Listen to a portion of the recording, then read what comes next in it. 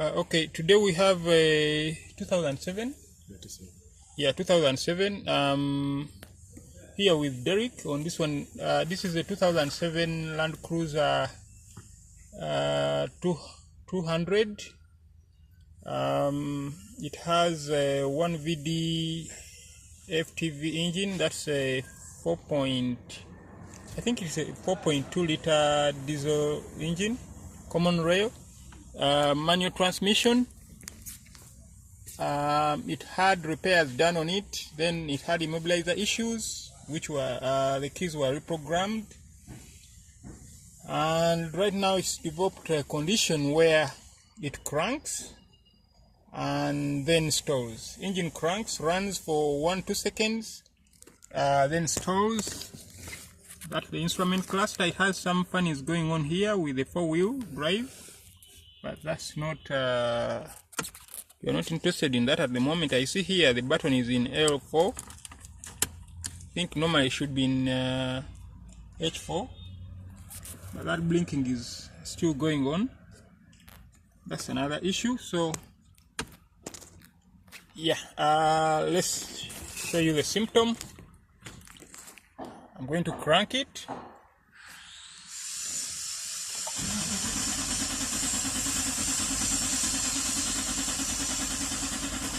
Now it is cranking. I just cranked it a minute ago before I started recording. It cranked and ran and stopped. And now it just cranks and cranks and cranks and doesn't start.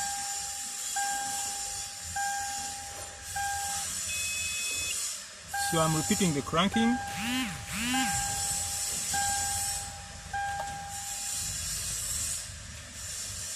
And it now doesn't do anything. I'm pressing the button. Remember, see that switch? I need to turn off this lamp. I don't know how. I know how to. I turned it on to run automatically, but now I'm getting a lot of glare. Anyway, this light, see that light? It's red. When you depress the clutch like that, this light goes green. Do you see that now? It is red now. I'm going to depress the clutch. I don't know if you can see the difference in light. It is now lighting green. I'm going to take my foot off the clutch. Now it is red. So once it goes green like that, once I depress the clutch and I press this button, it should crank. Now it isn't. A minute ago you had it cranking, so I think there's something going on. I'm going to do a full scan on this one first.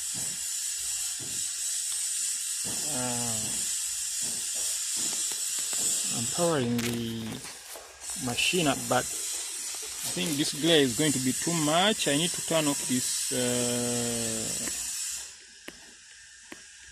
How do I do this?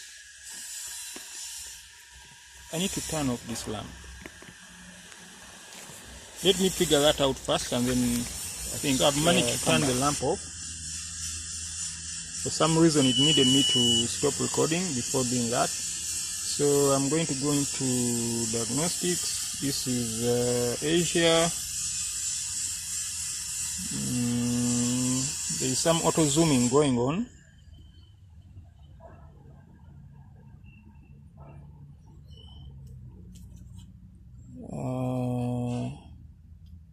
Let me try manual vehicle selection, Japan. This is LandCruiser.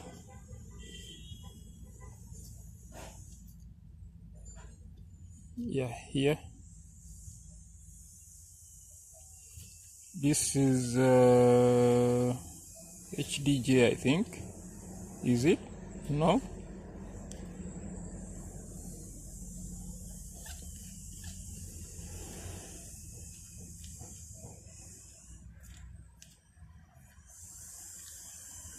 I think it's a VDJ. I don't see that listed here. HDJ. VDJ.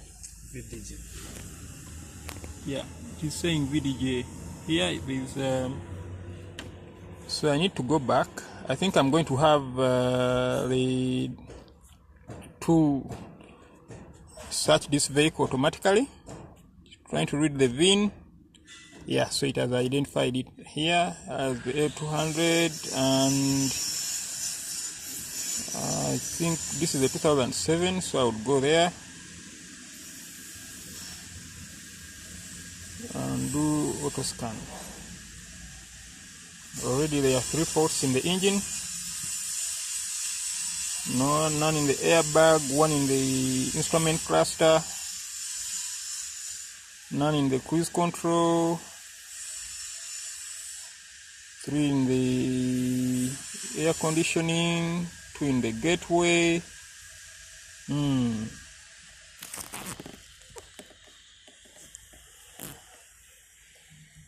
I'm impressed by the speed of this scan tool when it's roll calling all the modules. So this vehicle has 13 modules at least present and alive on the vehicle. I don't know if it has more that could be keeping quiet, in other words dead for some reason, but there are faults in the gateway, communication gateway, which is normal in the dashboard, 3 in the air conditioning unit, 2 in the instrument cluster, and 3 in the engine control module. I'm going to store this report first.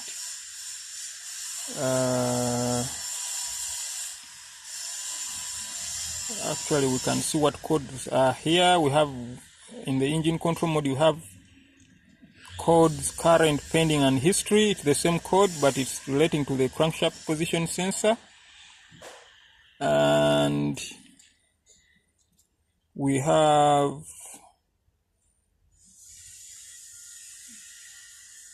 two from the instrument cluster. It is complaining about communication with the brake system. We have 3 from the air conditioning unit, which are not important right now, but it's complaining about solar sensor circuit on the passenger side, and also opening pressure sensor for the refrigerant.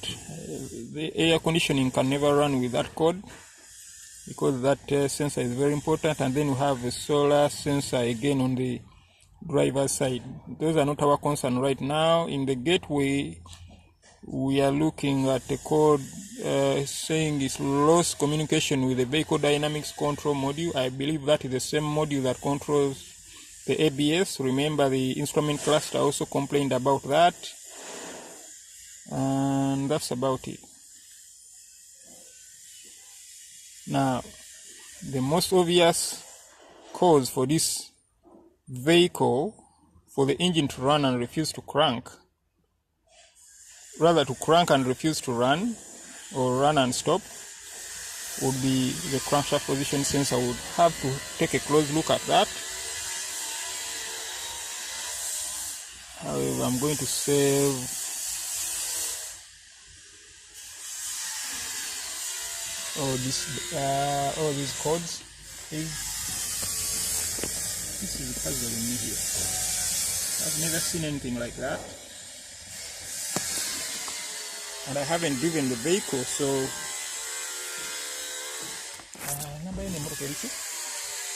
I need to save.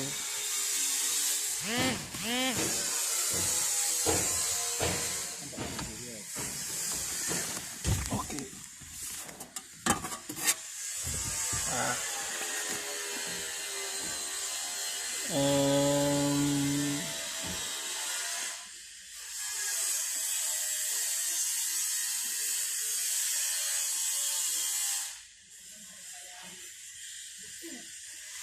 Just a minute, I'm trying to save this file.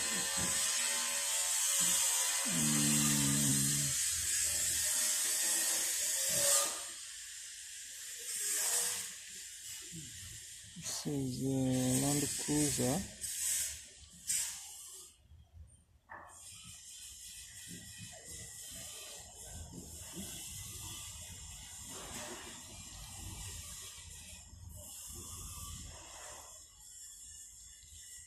L200 model.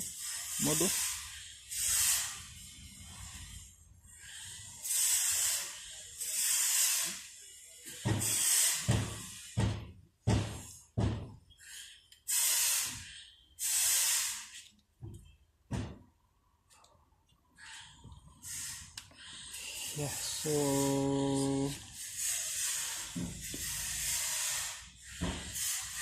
okay, so we now go back to data. I want to return to data. Am I sure I want to exit? Yes. I want to particular control unit now, engine control module. Okay. I want to read data for the crankshaft position sensor.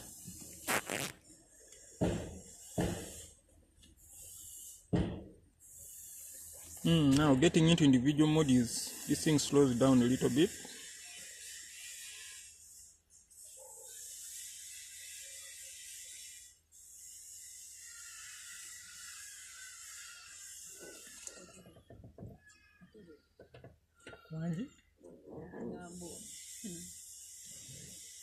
Bateke mu film. Jango modeling tulabe.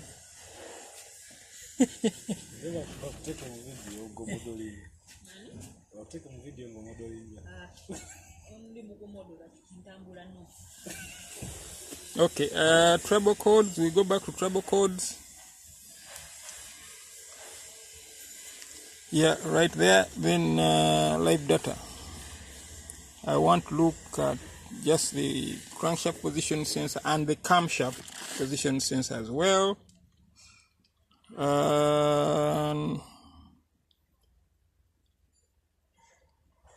are they? Where are they?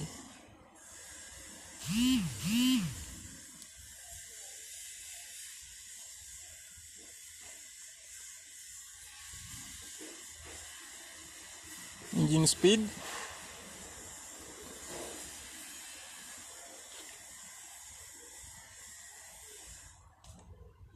Now that is not making sense.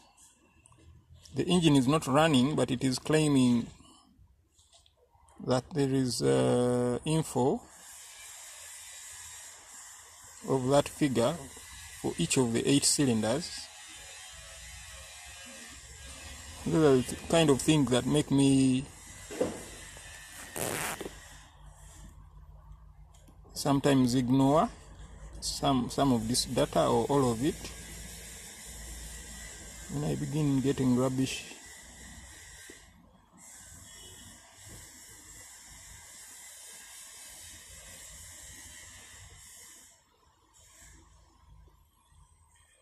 Rubbish info. I want to see starter control.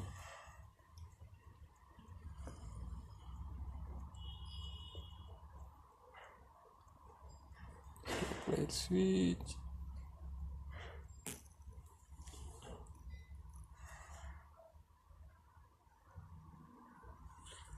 I don't believe we have a rail pressure issue right now because the engine, I had the engine run, and when it cranked, it didn't take so long, although the vehicle has been sitting for at least a day.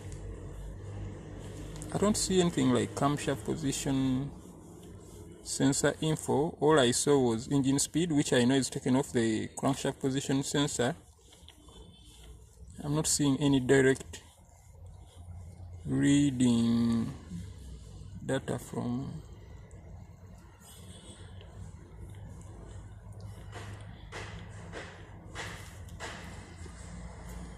I don't see any of that.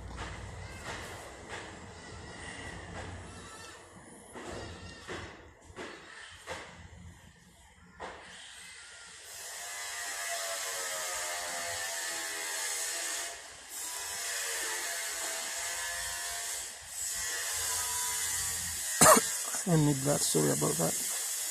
I don't need those. I don't need that either, even this. I don't know how they got highlighted. I think because I'm wearing gloves, I may have touched the screen.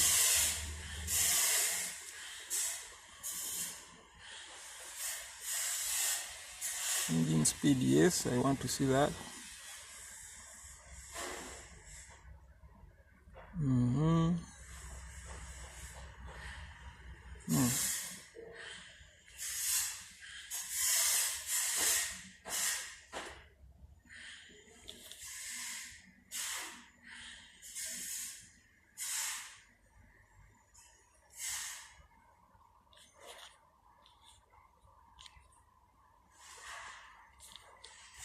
I wanted to merge all these graphs, but looks like that is impossible.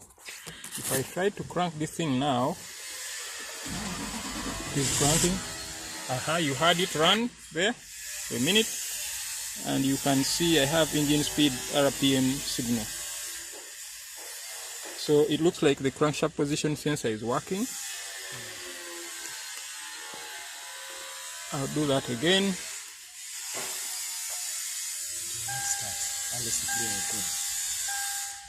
So right now, I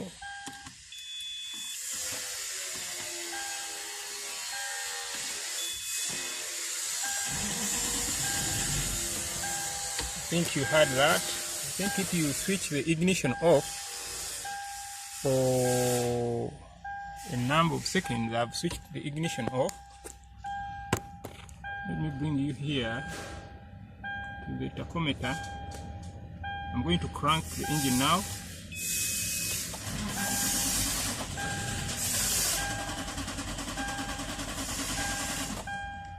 Now that is beginning to sound like a fuel issue, because the engine runs and it could be setting a crankshaft position sensor because it is cranking. I think there are times when it cranked, when you press the switch to crank and it didn't run. That is funny going on. But now, from the way it is behaving, and I've seen, you saw on the tachometer a moment ago, you saw the RPM, that dial respond. I'm going to do it again.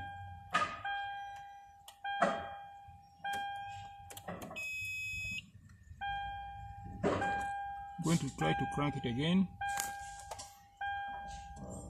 It won't crank now. Let me switch the ignition off for about 10 seconds.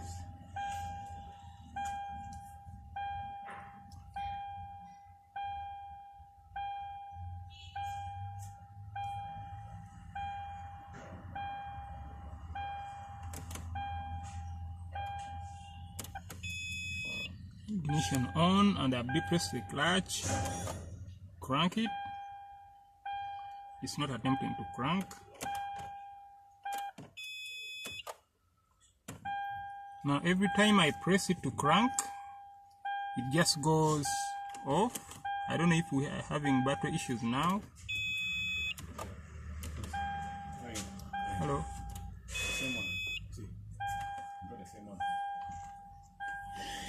Okay, so I'm going to clear just this one code. We know we just have one fault code,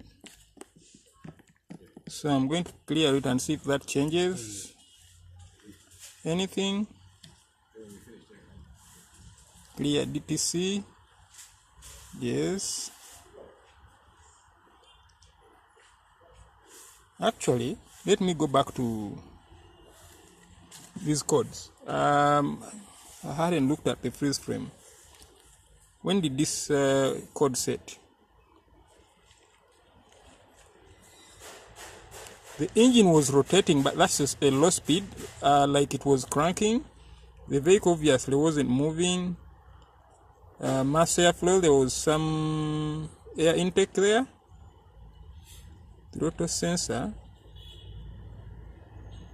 why is it at 66%? When I haven't, when I'm cranking, I haven't stepped on the gas pedal at all. And fuel pressure is that. That is high enough fuel pressure. That is 16 megapascals.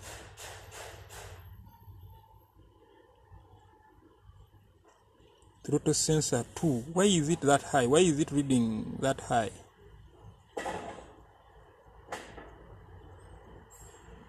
Oh, maybe it is opening during cranking. I think, yeah, I think for a diesel it opens the throttle valve all the way, so that's why it is reading 62. I think that's not a problem. I may revisit it though. Engine start time.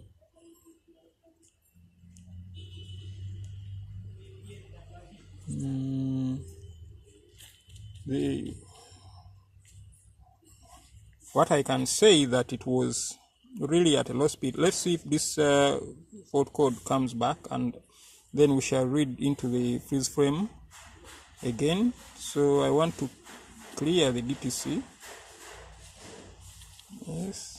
Yes. Okay, now there are no fault codes. So I'm going to try to crank the engine again. Everything looks good security wise. Let me move this to the top.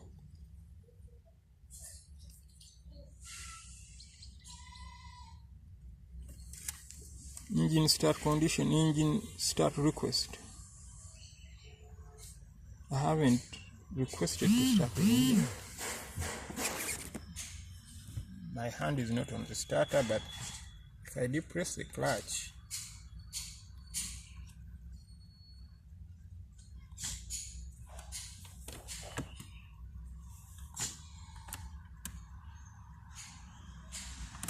that doesn't seem to make sense.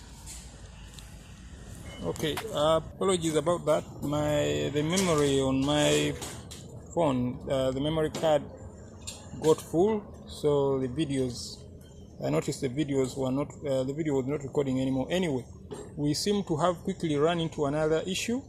The starter motor seems to stick. I think you noticed when I was trying to crank it and I wasn't getting any reaction. So please, so we've taken the starter motor relay, starter motor control relay out, just to be sure that the immobilizer is not stopping this starter motor from cranking. We have put the test light here to catch that signal to see it. So go ahead, Derek, and try to crank it. So that test light lights up. So that confirms everything is good with the immobilizer, and the starter motor is just not cranking. The problem is intermittent, it comes and goes. So we have run into that, and that is holding us back from proceeding with the crank position sensor code investigation. We need to figure something out. We need to get this vehicle to crank again to actually check the signal using the oscilloscope to see if the signals are there. I know they are there because you saw the tachometer turn. You also saw the data on the computer. So I think what is going on is when you crank this, when you press the crank button and the computer keeps watching for the signal from the crank sensor, crankshaft position sensor, to see if the engine is turning, and it is noticing that's not happening, so it sets a code for that. I think that's why it's throwing a crank position sensor fault. But I'm still puzzled as why it runs and then stalls. Could it be that the starter motor, after the vehicle starting, the starter motor does not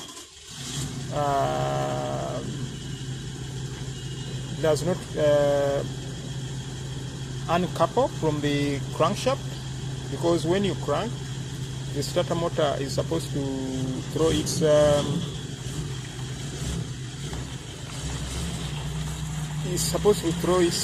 teeth into the crankshaft. Into the flywheel, and then turn the engine, and then as soon as the crank operation is not needed, it comes back out of the flywheel. Is it possible that the starter motor is doing that and is making the engine stall? That's something worth investigating. Try to crank again.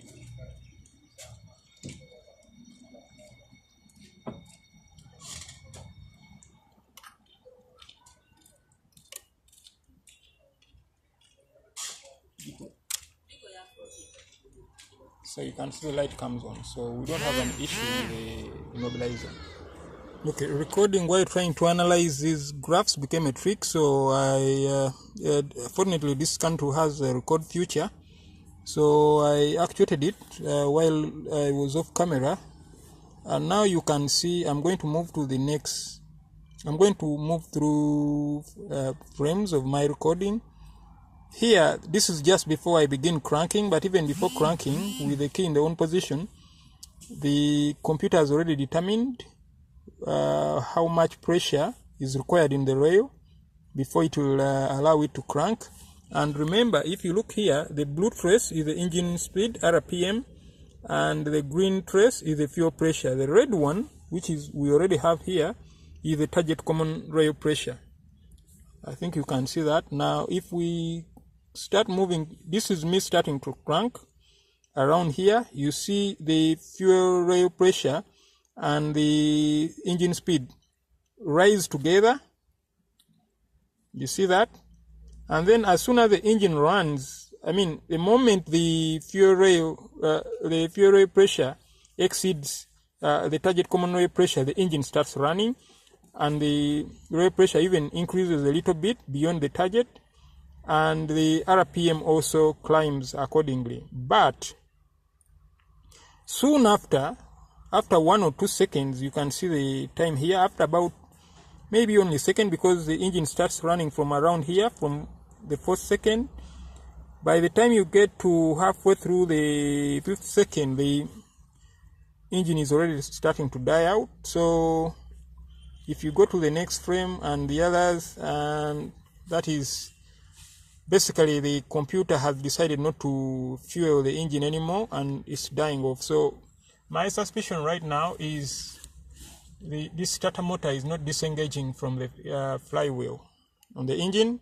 We've had issues with this engine since it was brought here, starter motor issues with it, and it has not been rectified. So my recommendation is a new starter motor on this vehicle before we progress any further. Sometimes, and this problem can become intermittent, sometimes the vehicle will crank and run properly, and then if you switch the engine off and try to crank it again, this problem returns. Sometimes it sticks so much because there are times you try to crank it and it won't even budge.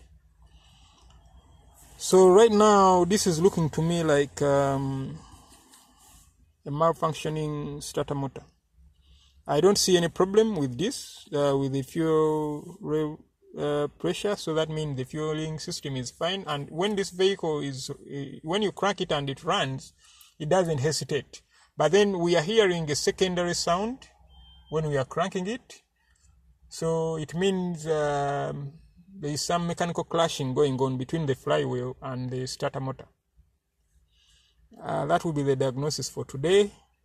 I had hoped this was going to turn into an interesting crankshaft position sensor issue where I would bring out the oscilloscope and show you what the signal should look like, but that is unnecessary now because we can see on the data here we are getting an RPM signal, so that can only come from the crankshaft. And the engine, actually when it runs, you can see on the tachometer on the instrument cluster that it does actually move. Let me attempt it for you here.